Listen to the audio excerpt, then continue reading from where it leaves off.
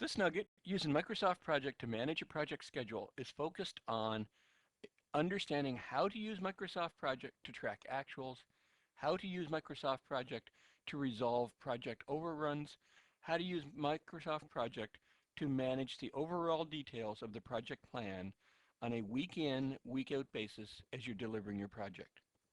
So how do we do that? Let's get Microsoft Project started and let's get to work. Here we have a Microsoft project plan that I've already created and already has begun to have task tracking done. You can see here in the Gantt view, we have 3 tasks where there is a black bar going through the middle of our Gantt area. And the black bar is indicative of time tracked. So we see this task is complete, the black bar is all the way through. Task number 2 is in process, the task bar does not complete to the end of the task, and task 3 is also complete.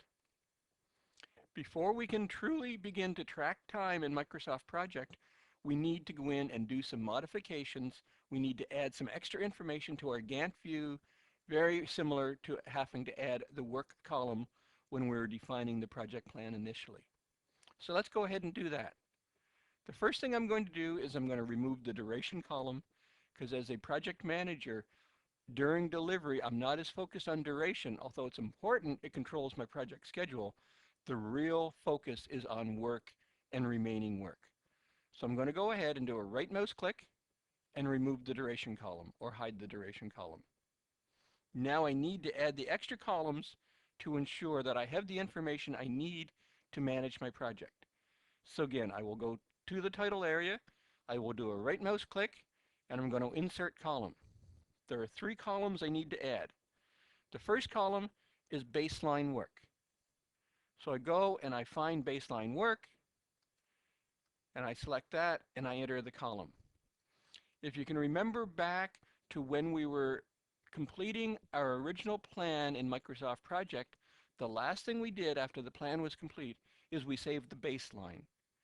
At that time, I mentioned the baseline was a series of read-only data spaces that preserved the original plan information. Now we're seeing some of that baseline information brought into play. We're showing the baseline work. This is our original plan information, where the work field is the actual details that we're delivering the project to. And you can see there's variations. Task number 1, the original work was 24 hours in baseline, but we see this task actually took an extra hour to complete and finished at 25. Task 3, on the other hand, original work was 40 hours, and we got lucky, or the project delivered well, and we're seeing it was completed in only 30 hours. And task 2, still in process, was originally forecast to be 32 hours and is now forecast at 38. But let's get a little more information to allow us to truly manage our project. There's 2 more columns we need to add. So again, we'll insert column, and we will add a column called actual work.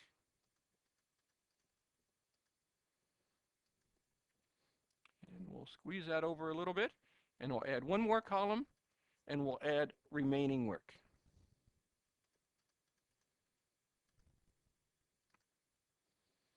And we'll squeeze this back because we don't really need start date. So now we have the information that we need to truly allow us to effectively manage our project. Baseline work, original plan. Work, the total current information you have on the total amount of work that is going to be required to deliver the project. Actual work is work done on the project to date. So we've actually done 25 hours of work on this task, and we see remaining work is 0, so the task is complete. Task number 2, we've actually done 18 hours of work, and the remaining is 20. And that's how we're seeing the actual current forecast for the task is 38, as opposed to the baseline of 32. An actual of 18 plus a remaining of 20 gives us the 6-hour variance. And then finally, task number 3, actual work is 30 hours, remaining is 0, so this is where we actually were able to complete the task ahead of schedule. Entering this information into Microsoft Project is as simple as going to the appropriate line, task number 2, and entering the detailed information into the task. So in this case, we want to make our actual work for task number 2 a total of 42 hours for the task. So we put 42 in there and move out of the task. We see it has done a number of things. The 42 obviously is entered here. It subtracted the work and turned our remaining work to 0. So it is saying, unless you tell me otherwise, this task is complete. And it has updated the actual work to be reflective of the addition of the 42 plus the 0. If there was remaining work, we would go in there and say there are 2 hours remaining. And again, it will do the math. The actual work plus the remaining work will give us the total work for the task, and the baseline is left unchanged. While we're making these changes, you'll see that Microsoft Project is also maintaining these subtotal and total lines. So we're seeing that remaining work is 206 hours, and this first activity has remaining work of 2 hours. We're going to go back and set that back to 0. So we set that back to 0 and click out. We'll notice that Microsoft Project is maintaining these summary fields for us as well. This is the area that we discussed when we were setting up the project with Calculate Automatic or Calculate Manual. As you will see by the evidence of what Microsoft Project is doing for me, I have this set as Calculate Automatic. Only if you were having performance problems, if you found your application was running slowly, would you need to go in and set that to Calculate manually. You will notice, however, that none of the information in the baseline column is changing. That's because this is preserved. This is the original plan information and is used for comparative purposes, allowing you to recognize that for this activity, which is now complete, 0 hours remaining, I had originally planned that it would be done in 96 hours, and it has actually been done in 97 hours. So we're actually in pretty good shape. Adding the actual information, the task details, into Microsoft Project in this Gantt view is an acceptable format for doing it. Often you will find that this doesn't give you the degree of control or the degree of granularity that you need to enter this information. All you're doing is simply entering a single number per task, doesn't give you the granularity to split that effort across multiple resources, doesn't give you the granularity to manage that effort on a week-by-week basis. Microsoft Project provides 2 alternate views that you can use to track and manage task details. One is the task usage detail view, and one is the resource usage detail view. It doesn't matter whether you're entering the actuals in the Gantt view, as we just did, in the task usage view, or in the resource usage view. You are entering the same information into Microsoft Project, and it will have the same net result on your project schedule. How you do it is a matter of personal preference. How you do it is a matter of how much control you need over the task tracking functionality. Personally, I prefer to use the resource usage view, so we'll go to that and we'll see why. In the resource usage view, the project schedule is sorted by resource. So here we're seeing here are all of the tasks that are assigned to each resource. Resource 1 is working on tasks 1, 6, and 8. Resource 2 is working on 2, 3, 5, and 9. And resource 3 is working on those tasks. So now when you get a timesheet from resource number 1, you have all of the details related to resource number 1 at your availability to allow you to do detailed time tracking for resource 1, followed by resource 2, followed by resource 3. The task usage view provides the same information, except it's sorted differently. In task usage, obviously it's sorted by task with resources under the task, where this one is sorted by resources with the tasks under the resources. As we found with the Gantt view, we don't have the detailed information on this initial view as provided by Microsoft to truly provide the granularity, the control that we need. So again, we need to do a little work with the data that's displayed on our view. We'll start by hiding the start and finish columns.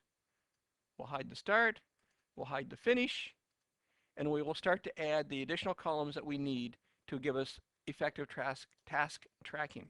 So we're going to do insert, and we're going to insert the actual work, and we're going to insert the remaining work.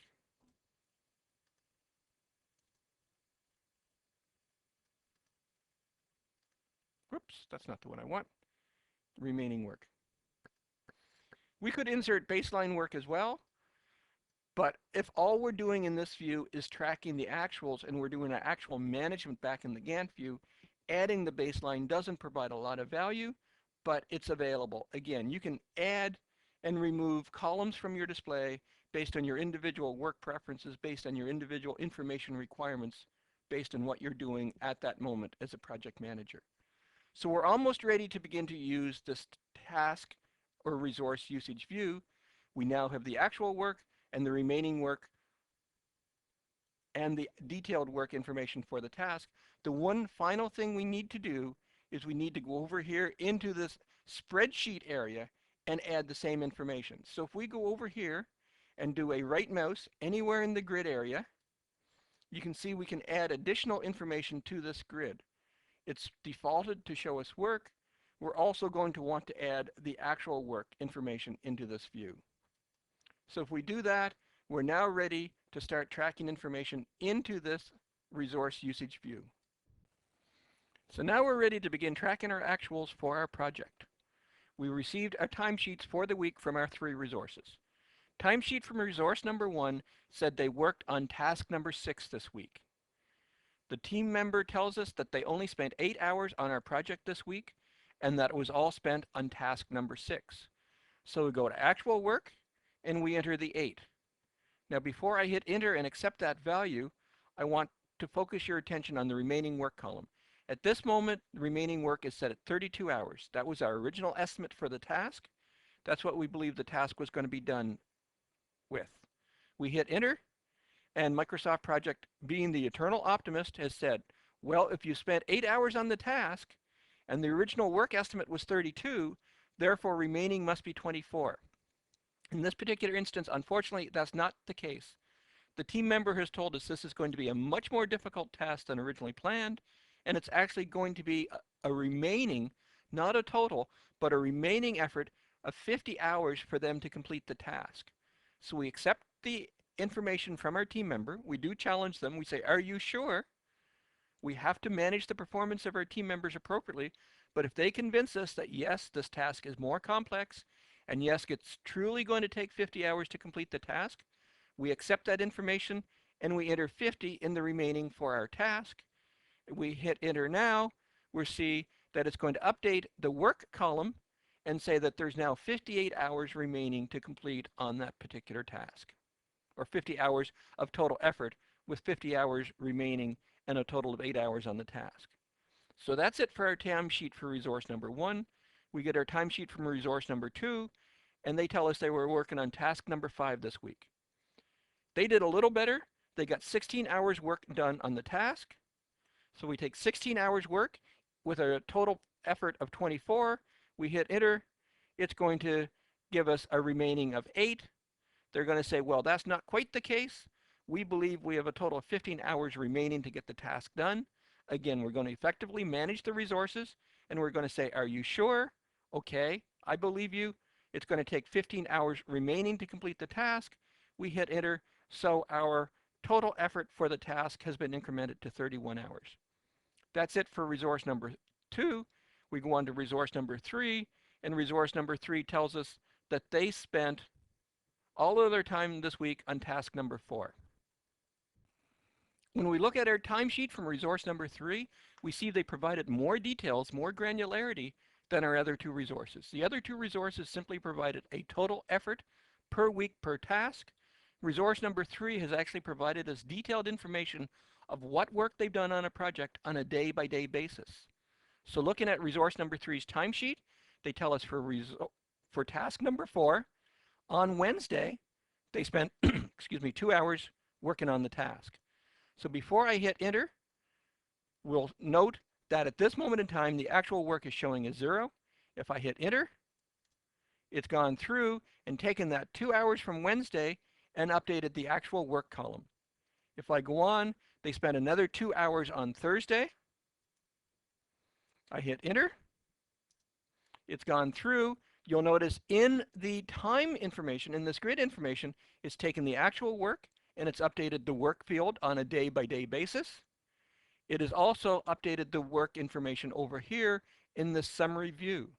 So this is where we get the degree of granularity, the degree of extra control that we need to allow us to effectively manage the time per resource, per task, on a day-by-day basis to truly give us true actuals, just the facts, ma'am, just the facts that we need to manage our project.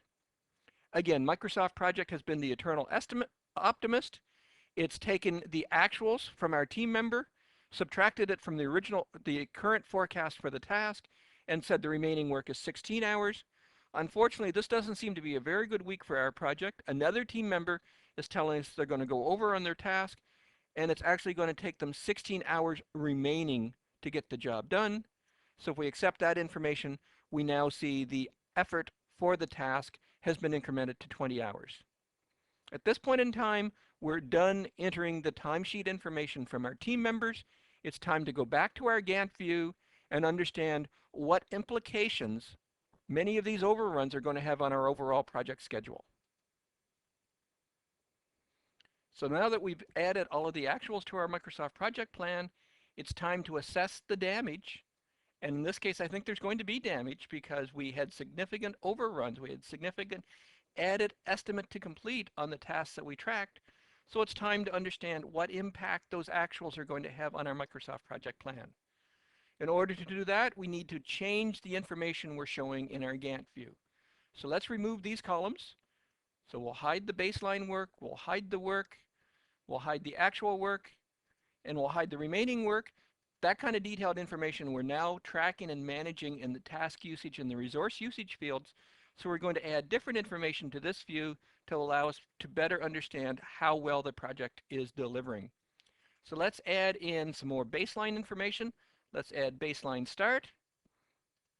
And let's add baseline, we'll adjust the size of that a little bit. Let's add baseline finish. And now we can see how our project is doing versus our original plan. So originally, we thought our project was going to complete on April the 25th, and now it's telling us the project is not going to complete until May the 2nd. So we're running a week and a half or so late. So we need to now begin to take actions as a project manager to assess what we can do to bring our project back onto schedule. So now it's time to begin to look at our project plan to see what we can do to improve our current finish date, to try to get the finish date back more in line with our original finish date that we developed for our project. Before I start that, I'm going to remove these two columns simply to give me a little more real estate on my screen so that I can see more of my Gantt chart at the same time. So I'm simply going to go in and hide my baseline start and hide my start fields. And the purpose of that purely was to give myself a little more real estate so I can see my Gantt view. So I'm looking at my project plan and I'm saying, what can I do? Look at task number 6. It's a very long task. There's a lot of work to be done on it. I wonder if I added another resource to the project plan, what impact that's going to have on the project. So then I will go to my resource usage. And I will say, who has some available time? What can I do with my resources to try to improve my project delivery situation? Well, looking at this, I can see resource number 1 is very busy. Resource number 2 may have some availability. Resource number 3 may have some availability. So let's see what I can do and assign different resources to that particular task to try to bring it in a little bit faster. So now that I know I have some availability with resource 2 and resource 3, I'll go back to my Gantt chart. I'll look at task number 6, and I will say, what happens if I try adding another resource to task number 6? Resource assignment during delivery is the same as resource assignment during initial setup. We will go to this button, Assign Resources. We'll see the original assignment of resource number 1, and let's add a second resource to the task as well, and we'll assign resource number 2 to that as well. We can see instant result. The task has been shortened because we now have 2 resources working on the task. And we look at our end date, it's gotten a little bit better. We're still not back to our original proposed finish date, but it's not as bad. So adding that extra resource to that task shorten that task, and allow it to bring the task more in line. So we need to take more actions as a project manager to try to improve our project delivery situation. We look at task number 7. Well, there's not much we can do to that. That's already pretty aggressive. And we begin to look forward in our project saying, what else can we do to improve our project delivery situation? And we look at tasks 8, 9, and 10. They're all relatively short tasks, so adding additional resources probably doesn't make a lot of work. But we begin to look at our resource dependent or our task dependency, saying, is task 9 and task 10 truly dependent upon task number 8? We originally set it up with that dependency in mind, but as we begin to think about it and say, yes, we would be adding some risk to our project if we remove those dependencies, but there really is no reason that with proper communications between our resources 2 and 3 back to resource number 1, that these tasks couldn't begin to happen in parallel. So we go to task number 9 and we remove the dependency. So now it is happening concurrent with task number 8, and we'll do the same with task number 10, and we'll remove the dependency.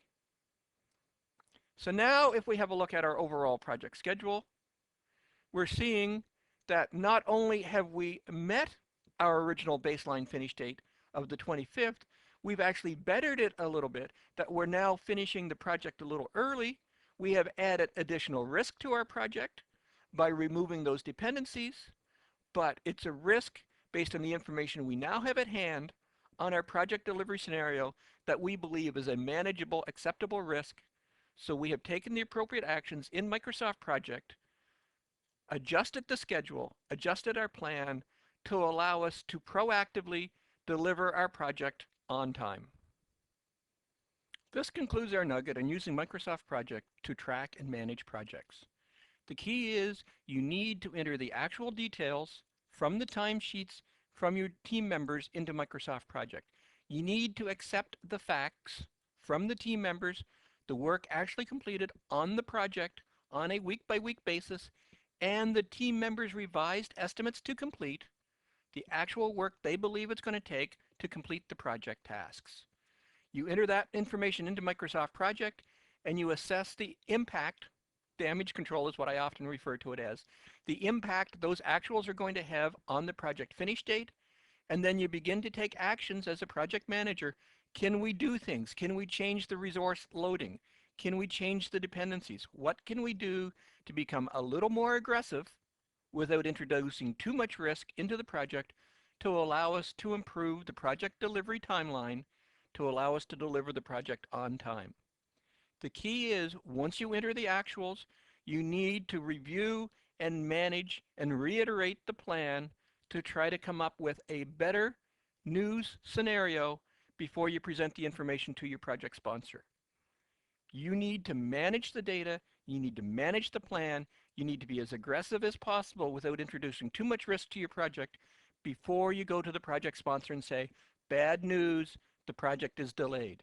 As you saw with a little bit of aggression in Microsoft Project, on this relatively short project, we were able to change our finish date from approximately a week and a half late to now where it is approximately a week early. Yes, by doing these tasks in parallel as opposed to serially, we may have introduced some risk. We may have introduced extra communications channels, but that is a consideration we are willing to manage as the project manager to try to deliver this project on time. This concludes our nugget on using Microsoft Project to manage a project schedule. I hope this video has been informative for you, and thank you very much for viewing.